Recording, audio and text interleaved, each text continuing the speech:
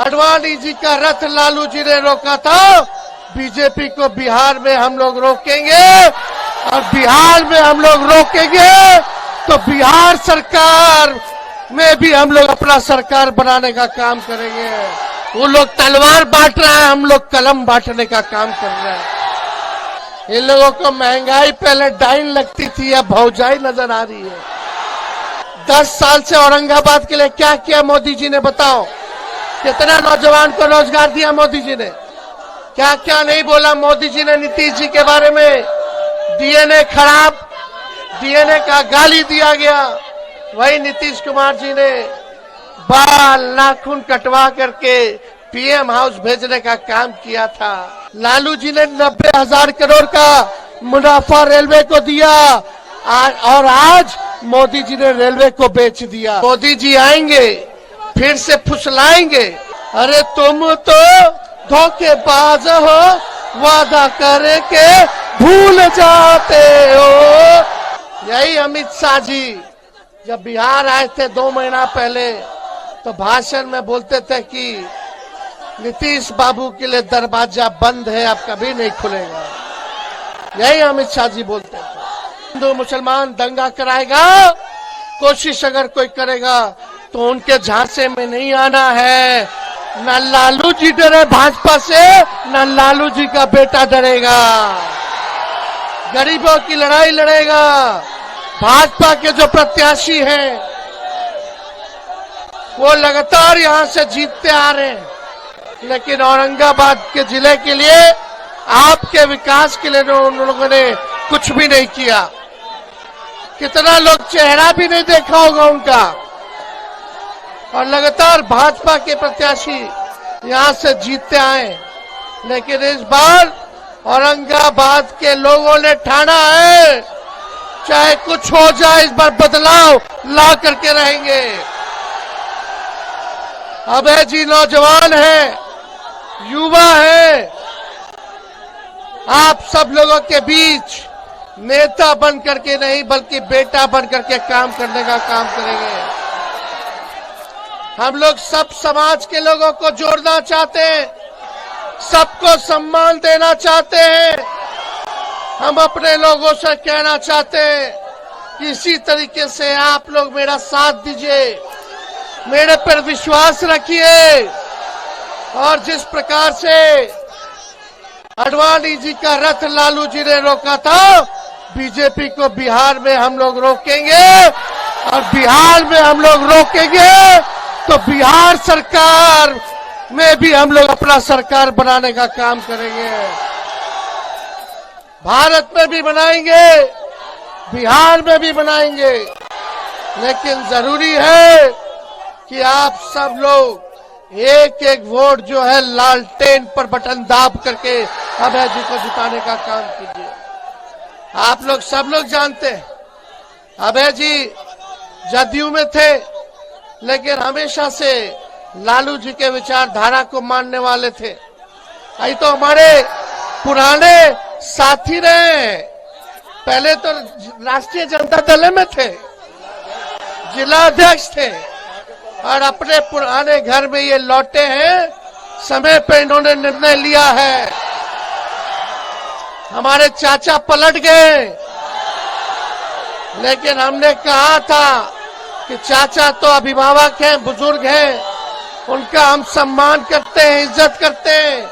लेकिन आप देखिएगा जनता दल यूनाइटेड में लोगों को, कार्यकर्ताओं को सम्मान नहीं। जब 2020 का चुनाव चल रहा था तो हमने आप लोगों से वादा किया था कि अगर अपना भाई बेटा को मुख्यमंत्री बनाइएगा तो 10 लाख सरकारी नौकरी हम देने का काम करेंगे। लेकिन जब हम लोग 17 महीने सरकार में थे तो 17 महीने में हम लोगों ने 5 लाख लोगों को सरकारी नौकरी देने का काम किया, मात्र 17 महीने में। सोचिए अगर ये 5 साल का पूरा अगर मौका मिलेगा तो 17 महीने में उप मुख्यमंत्री रहते हुए अगर हम 5 लाख नौकरी दे सकते हैं तो 5 साल में मुख्यमंत्री रहते हुए कितना हम देने का काम करेंगे। लेकिन ये लड़ाई है, यही रास्ता दिखाएगा। यही तय होगा, इसी चुनाव में तय होगा कि बिहार में आप लोग सरकार बनाइएगा कि नहीं बनाइएगा। तो अभय जी को जिताइएगा तो ताकत मिलेगा, तब हम लोगों की शक्ति बढ़ेगी। इसलिए आप सब लोग मजबूती के साथ एक होकर के वोट देने का काम करें। जब हम बोलते थे 10 लाख तो चाचा बोलते थे कहां से लाएगा पैसा, अपने बाप के पास से पैसा लेकर के आएगा। आज चुनाव है, सुनने में आ रहा है अमित शाह औरंगाबाद में आ रहे।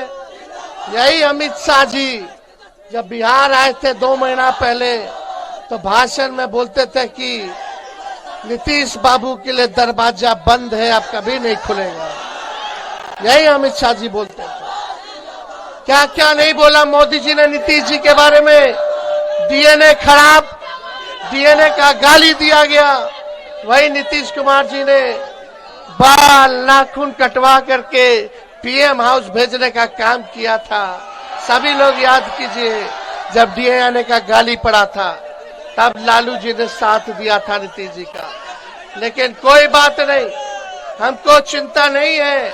नीतीश जी भले ही उनको हाईजैक कर लिया हो, लेकिन आगे की लड़ाई उनका भतीजा लड़ने का काम करेगा, लड़ाई लड़ेंगे। हम लोग सबको सम्मान देंगे, सबको साथ लेकर के चलेंगे, इसकी चिंता मत कीजिएगा। लेकिन मोदी जी आएंगे फिर से फुसलाएंगे।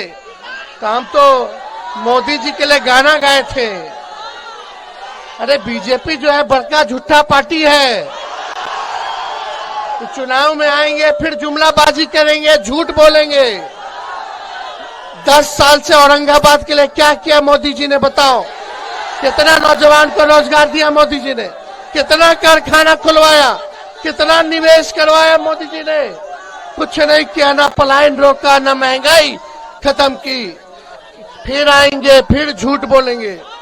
तो तुम लोग सब लोग देखे होंगे ना गोविंदा का मूवी का गाना, अरे तुम तो धोखेबाज हो।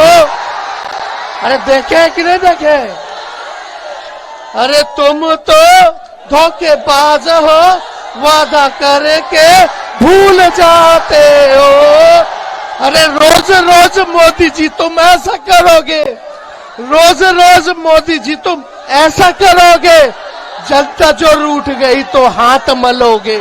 अरे तुम तो धोखेबाज हो, वादा करके भूल जाते हो। अब यही है असली चेहरा भाजपा का, यही है। इन लोगों को महंगाई पहले डाइन लगती थी, अब भौजाई नजर आ रही है। बताओ गैस का कीमत कितना कर दिया।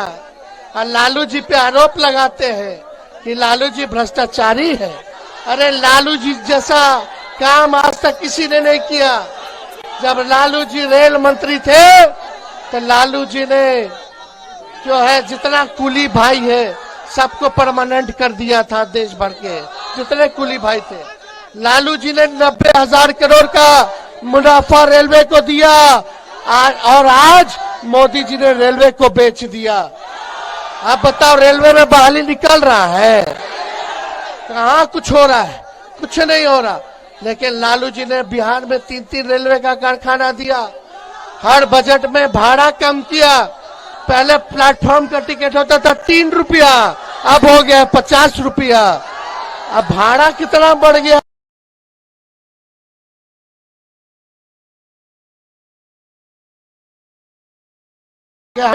उप मुख्यमंत्री था तो 5 लाख लोगों को नौकरी दिया।